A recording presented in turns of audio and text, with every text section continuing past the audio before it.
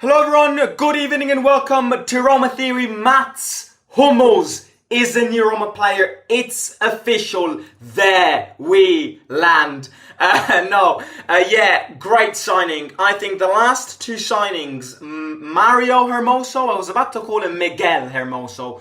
Who's Miguel Hermoso? Why I was about to call him that? Mario Hermoso and Mats Hummels.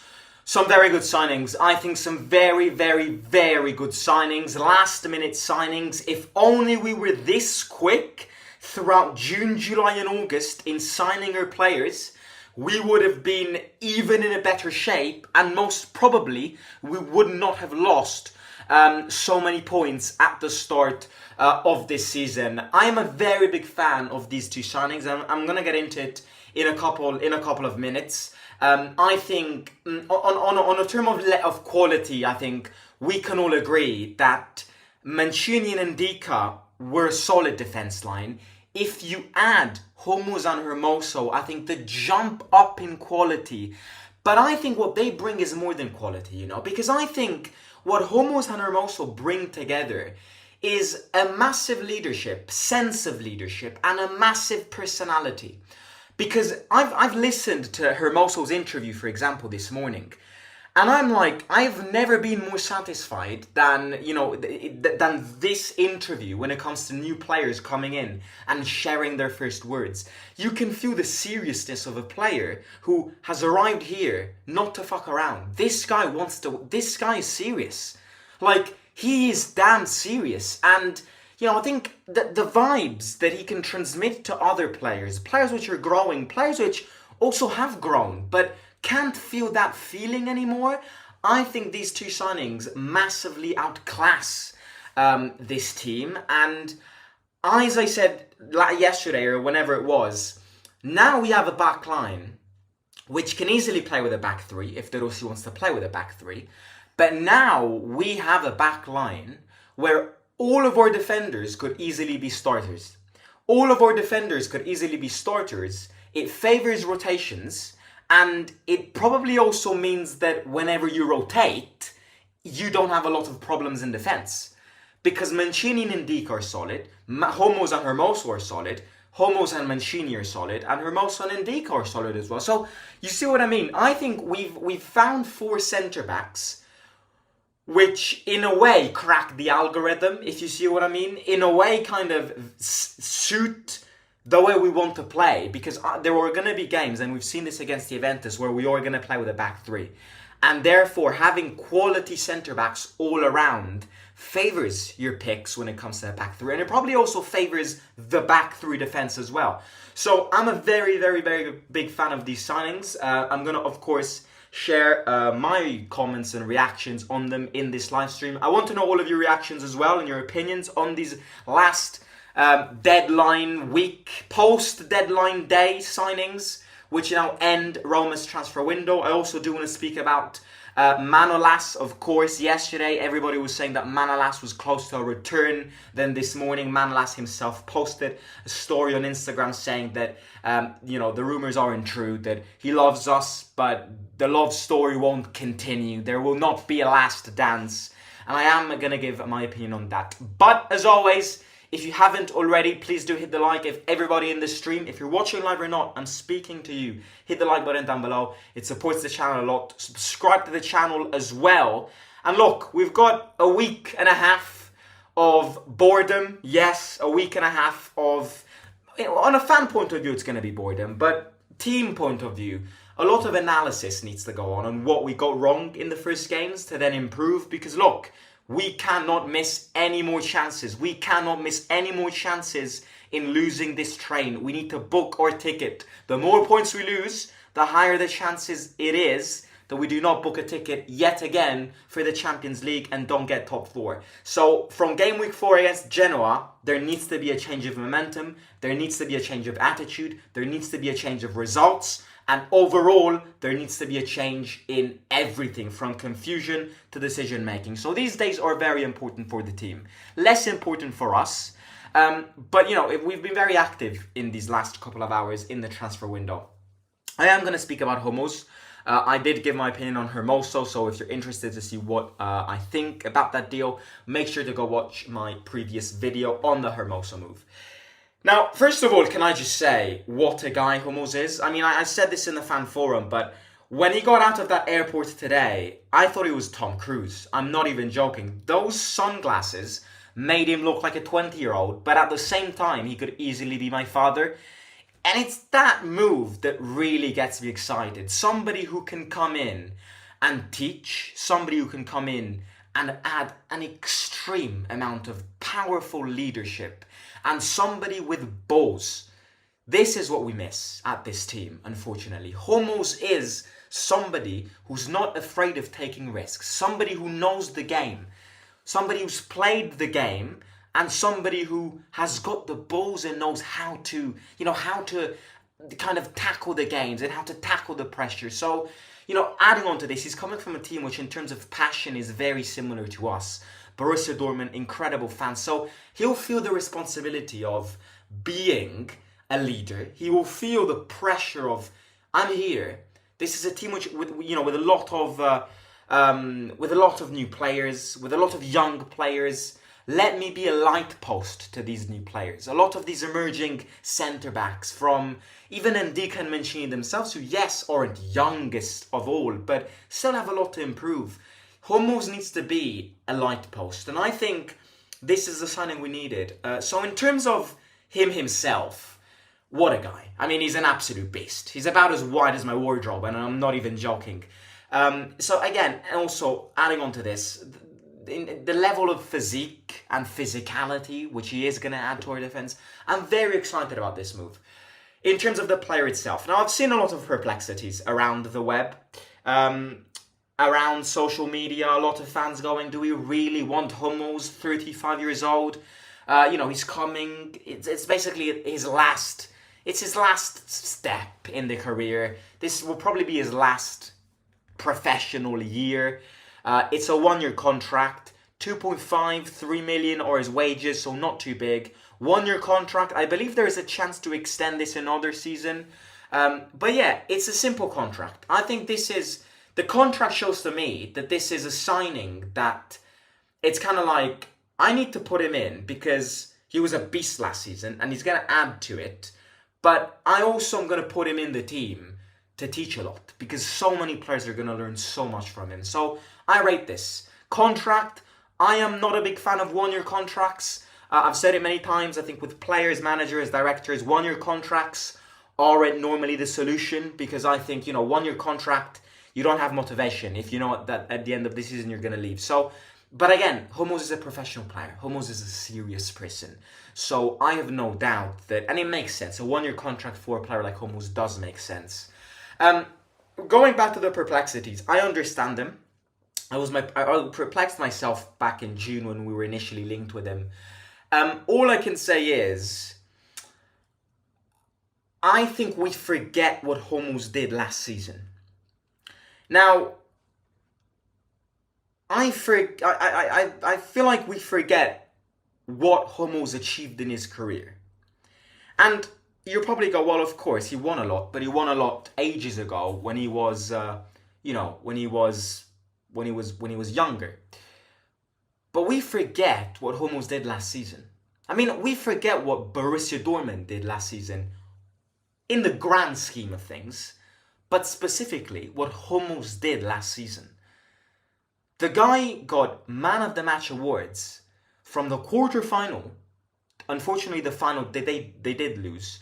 But I believe the quarterfinals and the semifinals, both the games, he got Man of the Match.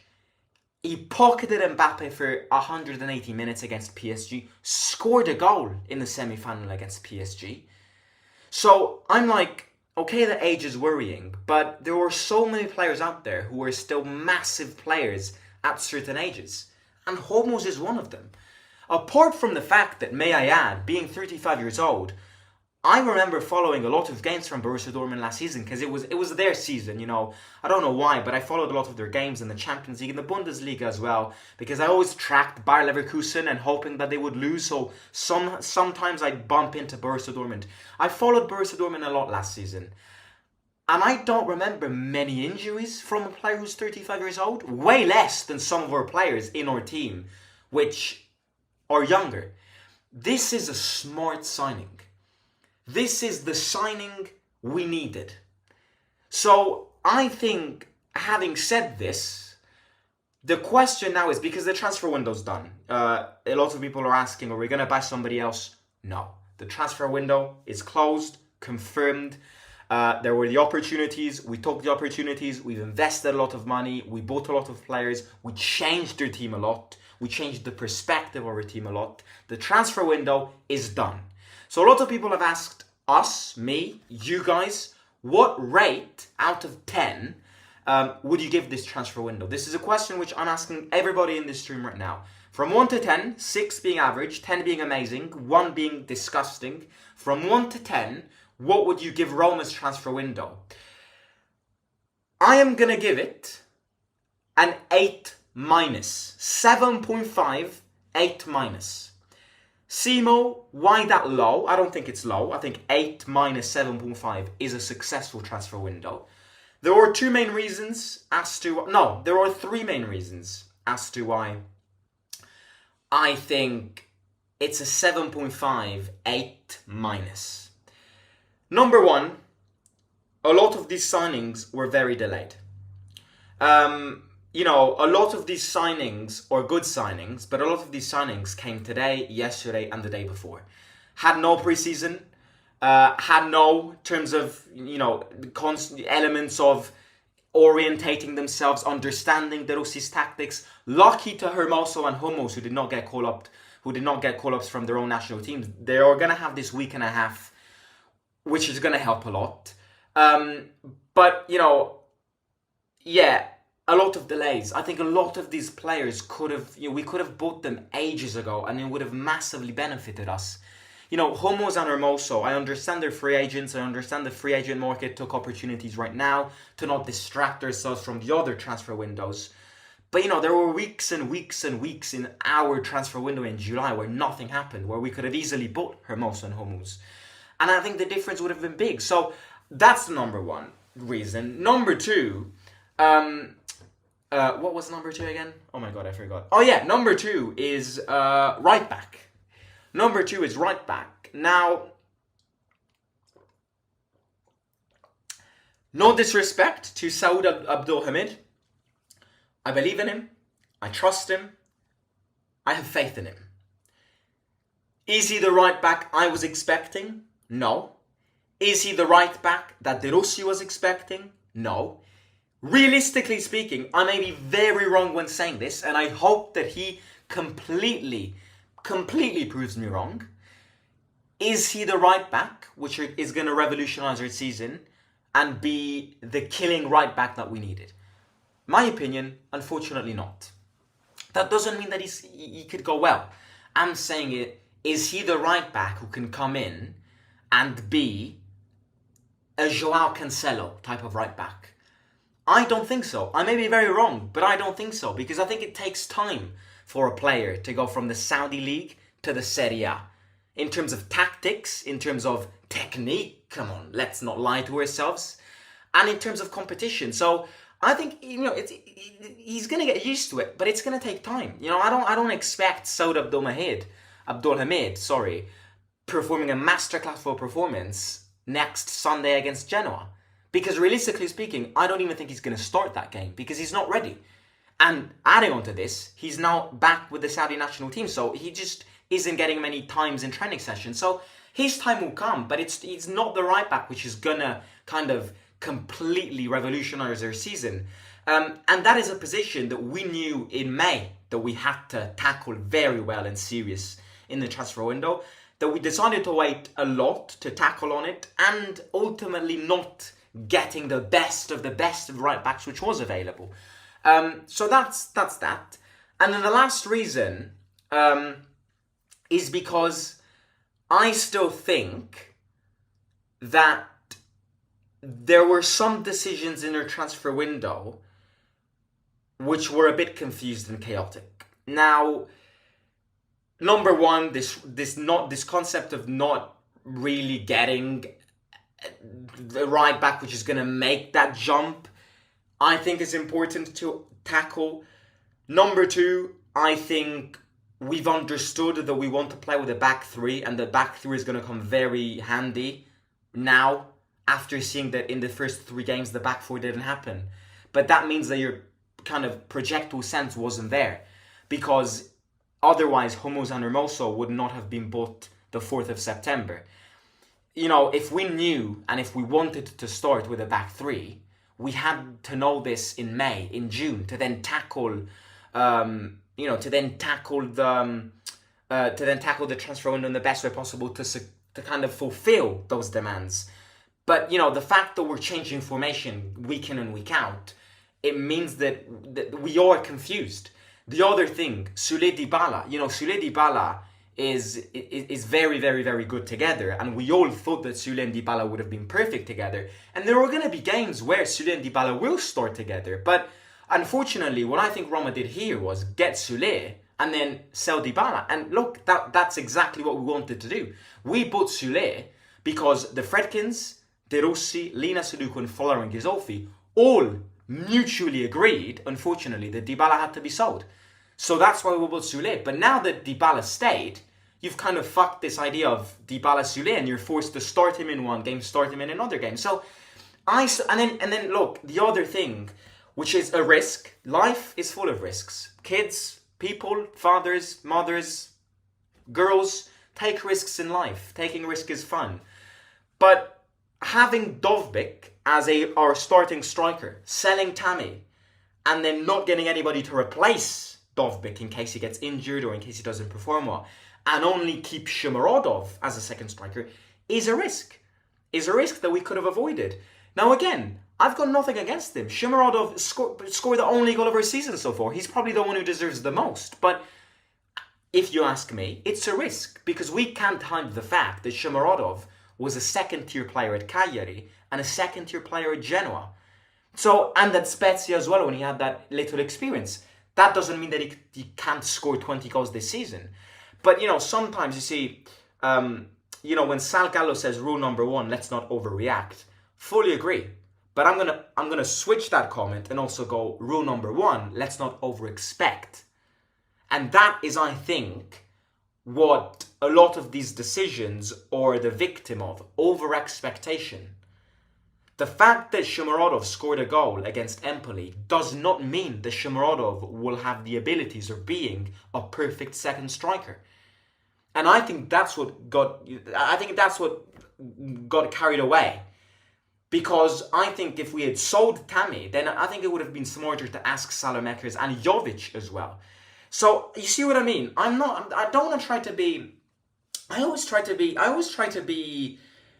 try to manage my expectations. This is something that I've learned being a Roma fan. Being a Roma fan has really taught me to just keep my expectations low, because you're going to get very disappointed. And I think over-expecting is kind of the opposite of this. In fact, it is the opposite of this. I think we always need to keep our feet on the ground. We're not the best team in the league. We're not the second best team in the league. We're not the third best team in the league. A lot of the decisions that we've took in this transfer window are very good, and which is why I gave it a solid 8- ranking in rating out of 10. But there were other things that I think we could have tackled better. That doesn't mean that we won't have a good season. That means that when the alarms are ringing, we know where the alarms are going to ring. And that's kind of where I'll end it, having said what I had to say. Let me read some comments. It gives me hope for the future financial stability of this club, possible reinforcements in January if needed, and also even better standing next summer to make moves. Absolutely, and this is the good aspect of this transfer window. It started the base. The team has completely changed. A lot of our starting players are different from, what it was last season. Dovbyk, completely new striker. Soulé, completely new player. Kone, completely new player. Salamekers, completely new player. Lefi, completely new player. Saud, completely new player. Hummels, Hermoso, completely new players. We've changed a lot. This is the year 1 of a 3-year project. The base needs to be this. And we've set the base. Now, we need to start aiming what Inter are doing. That they've set the base ages ago, and in transfer windows, they don't massively revolutionize their team. They just get a player to reinforce the team. But the core of the team stays there. The base of the team, the trunk of the tree is that. And hopefully, with these high investments, big signings, this is going to be your base over the next 5 years. This will be the trunk of our tree over the next 5 years. We're going to have ups and downs. We're going to have moments of crises. This doesn't mean that all of these players turn shit. A lot of them are weak. A lot of them are good. This is the base. Now, in January, what we need to do is add, but not as much. Add little by little. Because, you know when you have a pizza, the hardest thing with a pizza is the base, the dough. Once you've got the dough, you just put whatever you want on. But if you don't have the dough, you can't put what your toppings on. So we've got the dough. Now we've got the dough. Now it's about cooking this dough and seeing if this dough is good enough to eat. And now in future transfer sessions, we add the pickles, we add the tomato sauce, we add the cheese, we add the ham. We don't completely destroy the dough and remake it all over again because we've made it. We've invested a lot in it. So this is it. This is our base. This is our nest. We've decided in these players, long-term signings, long-term investments. These are it. The Soulés, the Dovbyks, the Konés, the Lefis. Now it's about, in January, in June, getting a bit and adding it and reinforcing it. I would say ideally a stronger right back, a stronger backup striker, and a stronger left winger. Exactly what I just said. Fully agree. After Hummels, Roma is strong, says Tarak. Still no right back, says Kroenke. Signing basically 2 starter level centre backs from free agents is very impressive, not gonna lie. We have 4 starter quality centre backs. This rotation will be golden during a long season. And also we play more in Europe, so it's very, very, very good. It's been studied well. Europe list goes out tonight, by the way. Our UEFA list goes out tonight.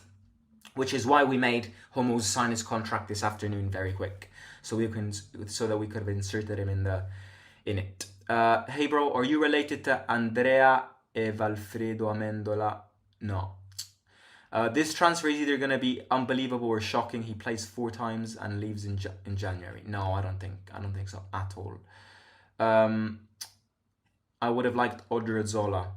L'unico problema è che da fuori si è percepito un mercato non programmato per tempo. Si è percepito come se si andasse quasi alla giornata. Con queste premesse alla fine penso sia andata anche bene. Sì, concordo. 8 out of 10 transfer window, 9 out of 10 seeing how we could have lost Dybala. That again said, I hope the team can figure out how to set Dovbyk up. I also hope we continue to play as actively as we did against Juventus. I feel like we're stronger offensively last year, but overall the team is way more balanced. That's a very good fair point. Out of subjects question, are you Italian or English? You speak fluent English. I'm Italian. I've always been to an English school, which is why I speak English fluently. But yeah, I'm Italian. I'm from Rome. Right, y'all, I'm going to catch you tomorrow. Please do hit the like. I hope you enjoyed today's live stream. Welcome the Kaiser Mats Hummels down below in the comments with hashtag Welcome Mats. Everybody do that. Don't forget to hit the like. 111 likes on this video. 111. The magic 111 would be great. Please do hit the like if you're watching live or not. Subscribe to the channel. Get your friends and families to subscribe as well. And I will talk to you very, very soon. Shout out to Panathinaikos, our Greek brothers. Bye. Sima. Good night.